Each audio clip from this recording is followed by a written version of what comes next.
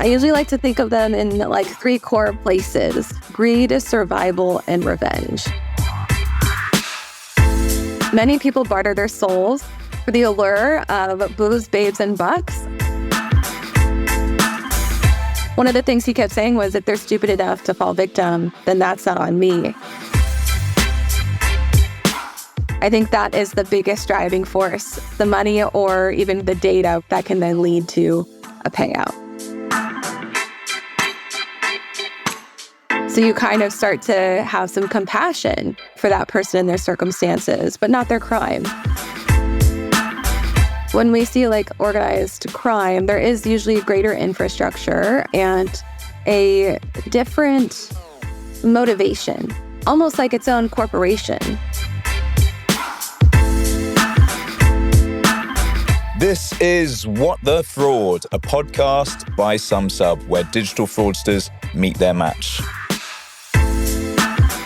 I'm Thomas Taraniuk, Head of Partnerships here at Sumsub, the global verification platform helping verify users, businesses, and transactions.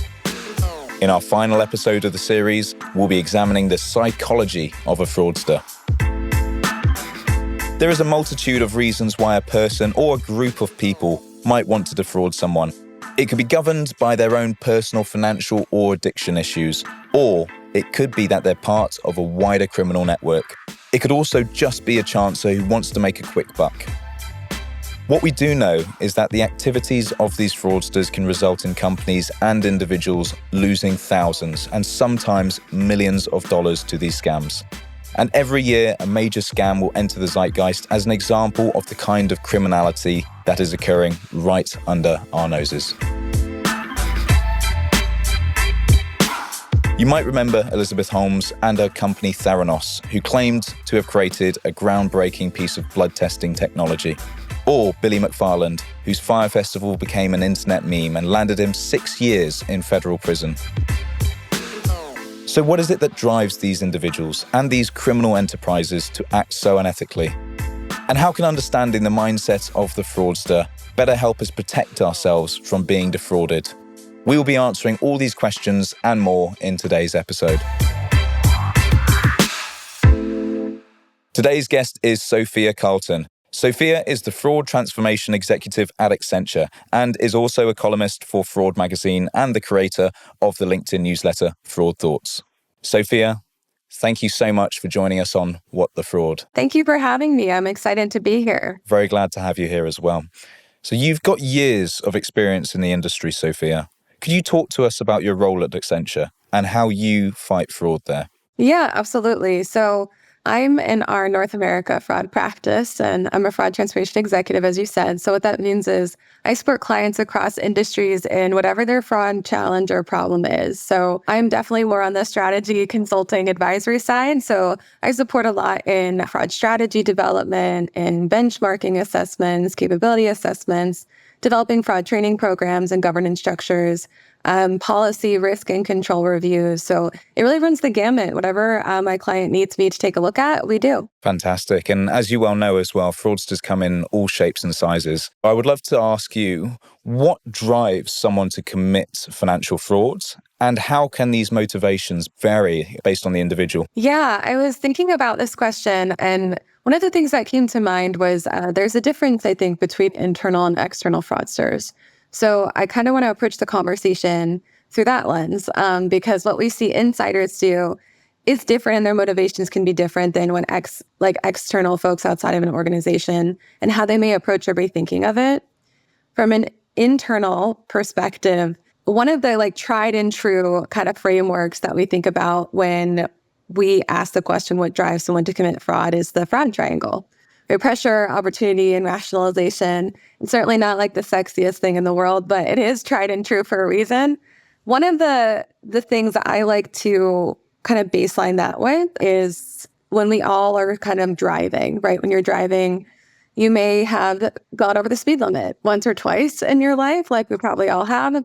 That's where the fraud triangle comes to life in our day-to-day lives, right? Like we have the opportunity, maybe we don't see a police officer or a camera who can clock our speed. Maybe we have pressure, like we're running late to a meeting, or we need to pick up a child from school. And we have that rationalization of, well, everyone speeds, right? So those things can be true in our day-to-day lives, but they also are true when someone is committing fraud at an organization that they work for. When someone's committing fraud, those things look a little bit different, right? Like pressure may be, I have an unexpected medical bill, or I really need this bonus that's based on my performance, or we need to meet these investor expectations. An opportunity can look like weak internal controls, or maybe a lack of oversight, or gaps in checks and balances that let someone initiate and approve, right, transactions or expenses, as an example. And then rationalizations can run the gamut, but lots of like, I deserve it, right? I've earned it. It's only a little bit the company can afford it, or I'll pay it back.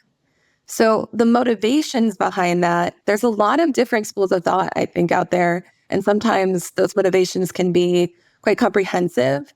I usually like to think of them in like three core places: greed, survival, and revenge. And I would love to look at the other side of the coin here. Let's dig maybe into the environmental factors as well that might influence someone to commit or have fraudulent behavior. So how does the state of the economy impact a person's behavior? Yeah, the state of the economy has a significant impact on fraudulent behavior. Studies have shown that economic downturns are directly correlated with upticks or increases in fraudulent behavior, both internal and external fraudsters. So internally, right, studies have also shown that employees pose the greatest threat of fraud in a weak economy.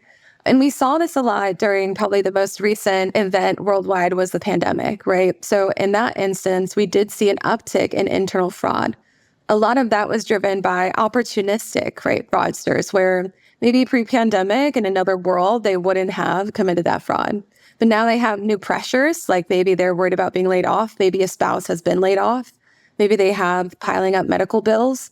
Maybe they just have stressors, right, in their life and they need some extra cash, whatever that may look like. So that can drive folks to commit that type of fraud against their companies. And externally, we saw that as well, both opportunistic and more organized crime. So opportunistic from an external perspective, right? We saw a really big uptick in like refund fraud during the pandemic. A lot of that had to do with because more people are shopping online, right, at the time. But that just goes to, I think, show that correlation between when an economy is bad, people want to keep their money. We also saw more organized fraudsters take advantage of vulnerabilities during that time, right? There was a lot of fake charity or fundraising scams. There was a lot more phishing campaigns, and people are more vulnerable because they're sitting at home and they're scared and they're worried. The economy directly impacts what we can expect to see in terms of fraudulent behavior. And so can lots of other like large, right, issues or socioeconomic factors or disasters. When there are disasters, for example, like weather events, that can also increase fraudulent behavior. So to answer your question, a big, big impact. Canadian sociologist and psychologist Gwyn Nettler identified the three Bs as drivers of fraudulent behavior: babes, booze, and bets. In other words, sexual relationships, substance abuse, and risk-taking or gambling. I think they can be fairly significant. They speak a lot to motivation. So we talked about, right, the different motivations of fraudsters being like greed, revenge, or survival. The three Bs really speaks to greed, right? That's someone who's living beyond their means and is driven by these factors in order to commit their fraud. I read a quote that I really liked about this, that many people barter their souls for the allure of booze, babes, and bucks. Others think it'll be a harmless dance. And I think that is true when we think about the impact of this on fraudsters. I was actually working with a state agency and we were investigating internal fraud. And one of the state employees had been recruited into an international identity crime ring.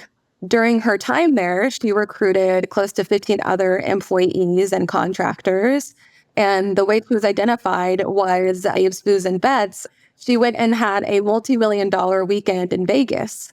And that rose some red flags. So seen it happen, I've seen it be a motivation, and I think that really speaks to the greed kind of side of the coin. Definitely. And I mean, people generally don't think about the long-term consequences, right? I mean, if we're getting into that as well, how does the fear of getting caught impact a fraudster's behavior, do you believe? And also the decision-making process for that fraudster? The fear of getting caught can play a large role in deterring fraudulent behavior for insiders and opportunistic fraudsters, right? That fear of getting caught may not play a role for more organized crime or organized fraudsters, but it can play a major role in these other areas, which I think are big areas, right? Like opportunistic fraud, like we're seeing individual consumers commit fraud, right?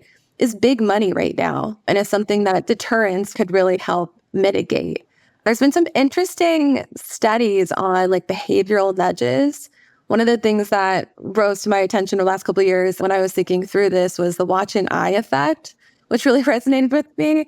There was a study related to bike thefts in a major like metropolitan city, and they stuck little like stickers with an eye on certain bike locks and didn't on others, or stuck the stickers on different things around where people were locking up their bikes. And there was a decrease in bicycle theft and an increase of folks actually locking their bikes appropriately. So that's not necessarily fraud, but it is crime. And it showed a really big, significant change in behavior. And then I also worked with an insurance client who sold pet insurance. They had a lot of issues with folks lying on policies in order to get better premiums. And what they did was they included a picture of the person's pet on every single page of the application. And they noticed that all of a sudden there seemed to be much less misrepresentations in applications. So I think that's an example of like a nudge, right? It's a deterrent, but it's more subtle, but it has been shown to be very effective. When we think about internally, those types of deterrents play a big role, and a number of different studies and industry associations have talked to that point. So one example is like having cameras by retail cash registers. So employees know that someone's watching them and they can't just take cash out of the cash register. Another good example is like call centers. I worked with a client recently who had some gaps in insider threat controls in their contact or call center. So folks were able to access complete information, social security number, account numbers, address, email, everything that you can imagine that you may have at your bank. And there was no monitoring of what accounts I went into. So people could go into other customers' accounts with no monitoring and have access to a full suite of sensitive information. That gives the sense that no one's watching. And they did have incidents where people abused that access. They checked up on friends. They sold information on the dark web. Right? Folks lost their jobs. Simple change there is systematic controls, right? So that people know they're being monitored and limiting access to sensitive information. So those are just a couple of examples that I've seen like play out in real time. But the fear of getting caught can make a big difference. And it also gets to proactive action, which is much better, right, than trying to clean a mess up after it's happened. Definitely. There's the other side of the spectrum here as well, which is syndicate crime, which I'd love to sort of pick your brain about as well. And this is crime which is committed by groups of fraudsters. So how do criminal syndicates turn their fraud into a source of income? Yeah, easily, right? We've seen like at-scale attacks, which are fueled by generative AI, fraud as a service, which has seen a big uptick over the last, 10 or so years. Sophisticated fraud operation shops whose sole purpose is, right, to scam vulnerable people across the world. And I think that list of how they make money as a source of income continues. One example that sort of hit headlines here in the US was Amazon refund fraud. There was a refund fraud group organized like a business and offering a service to customers, right, to get refunds. The whole thing, right, is fraudulent refunds. We'll get your refund, but you get to keep the good that you ordered, and we get a cut of that kind of outcome or that profit. So it's happening all the time. There's also been some headlines of online fraud shops in Southeast Asia.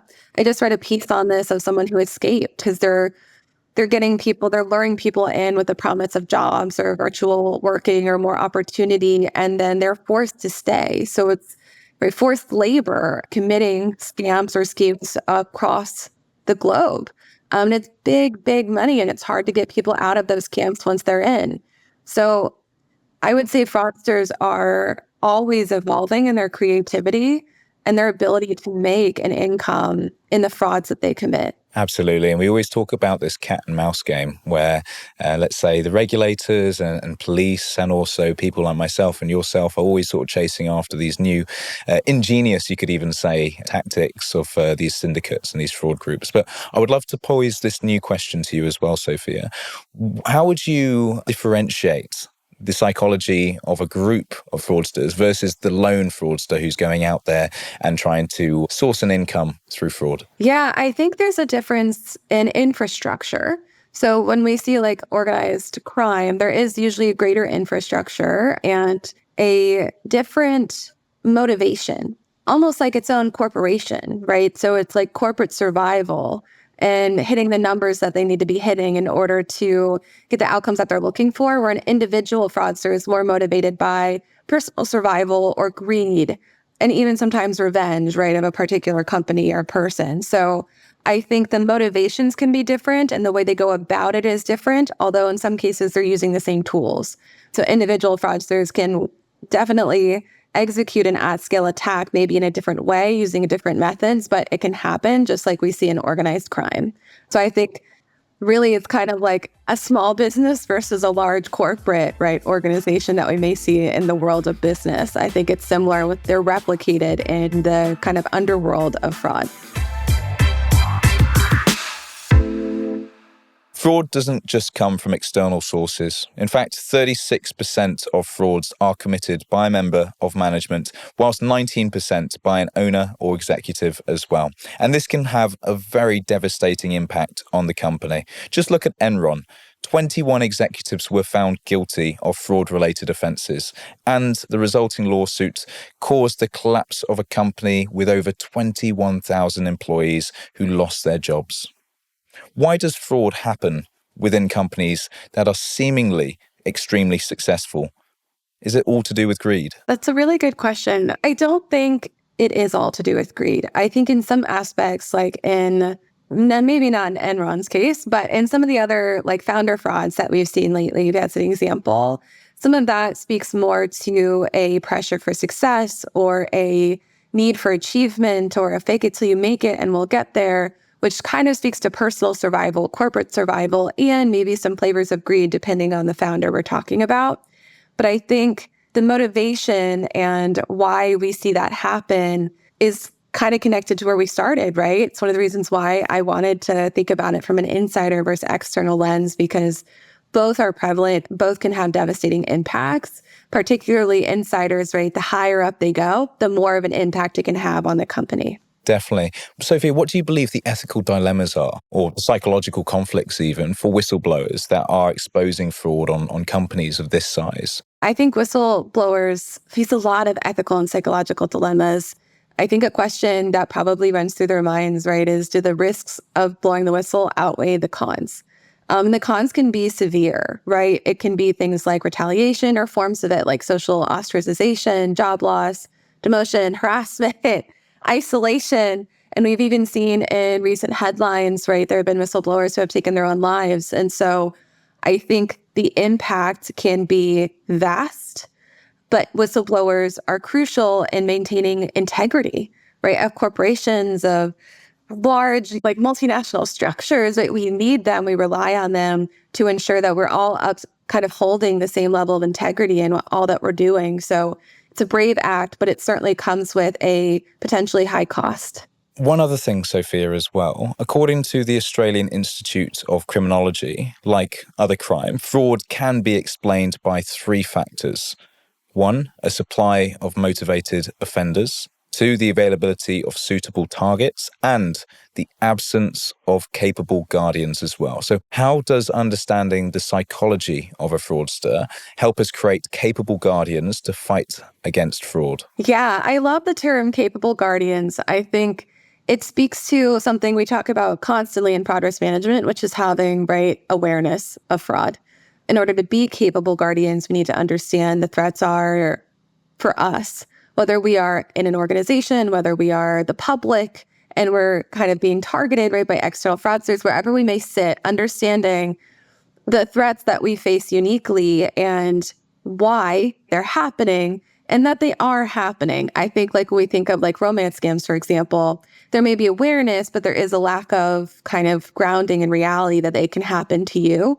I think being a capable guardian is a really big part of that, because I think understanding breeds awareness and awareness breeds action. So when we understand the what, the how, and the why, we can mitigate those threats more effectively for ourselves and for the companies that we work for.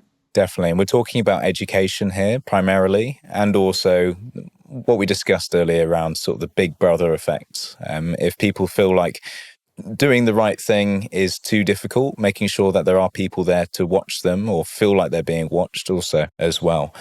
So Can psychological interventions or training reduce the incidence of fraud in organizations, do you believe, as well?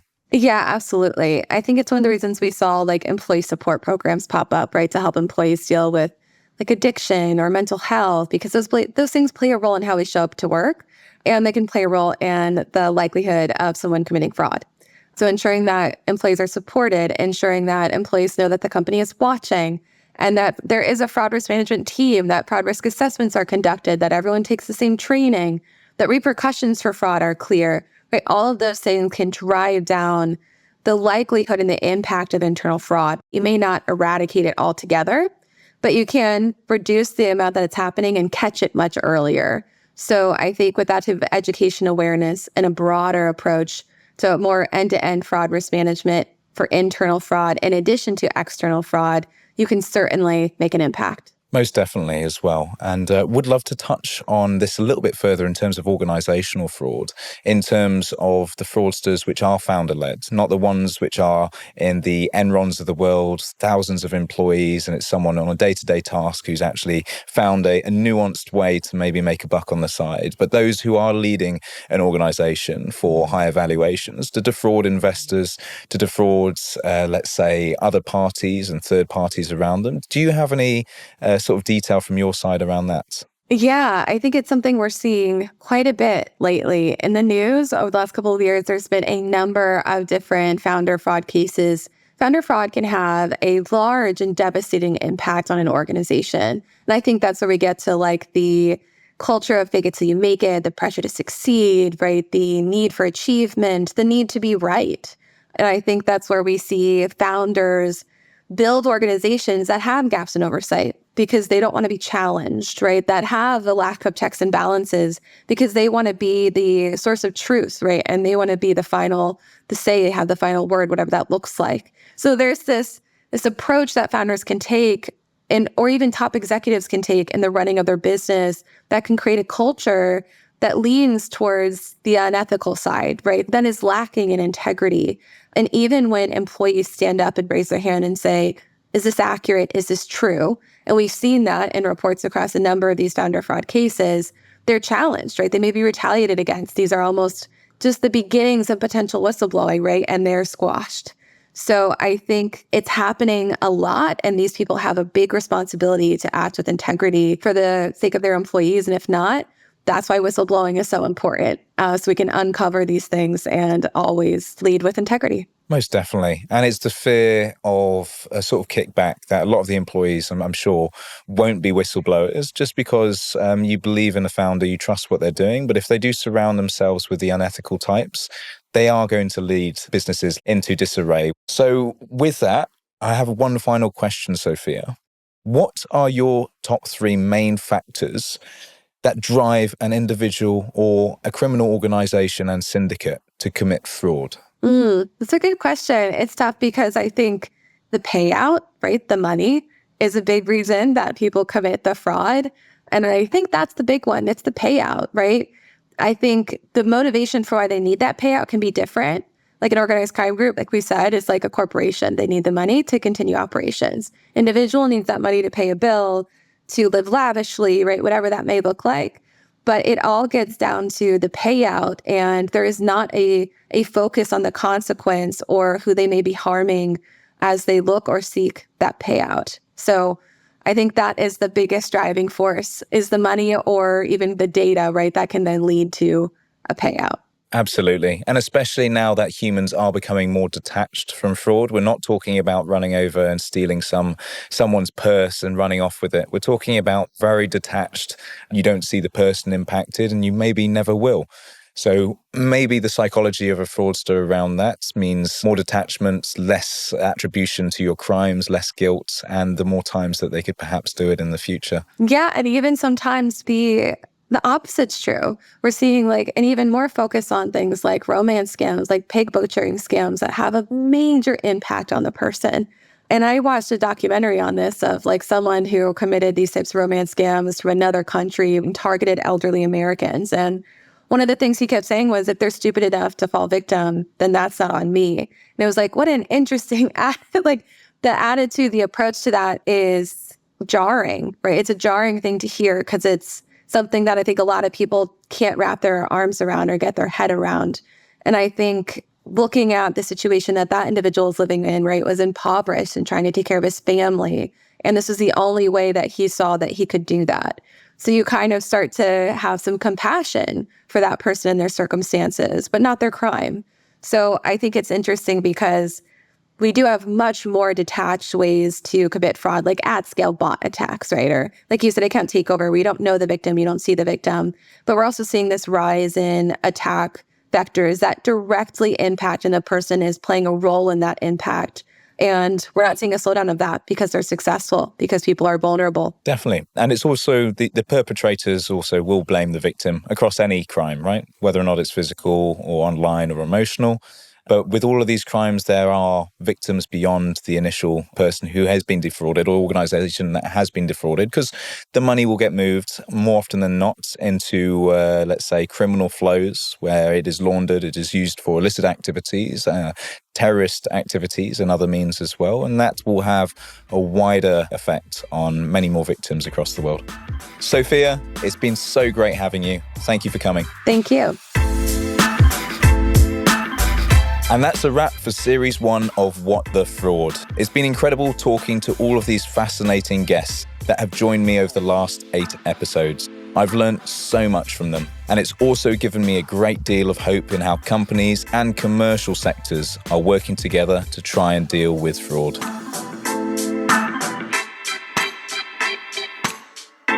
As we always say, fraud can impact every single rung of the company ladder, from the C-suite executives to the customers who buy your services. So it is crucial that we continue to develop our anti-fraud strategies and communicate those strategies with each other. It's the only way that we can stay ahead of the fraudsters. And as always, please like, comment, follow, and subscribe wherever you're listening to us now. Any feedback you can give us is incredibly helpful and also makes it easier for other people to find us. And if you want to hear more about what we do at Sumsub and how your business can benefit from our verification services, definitely check out our website at sumsub.com and subscribe to our socials.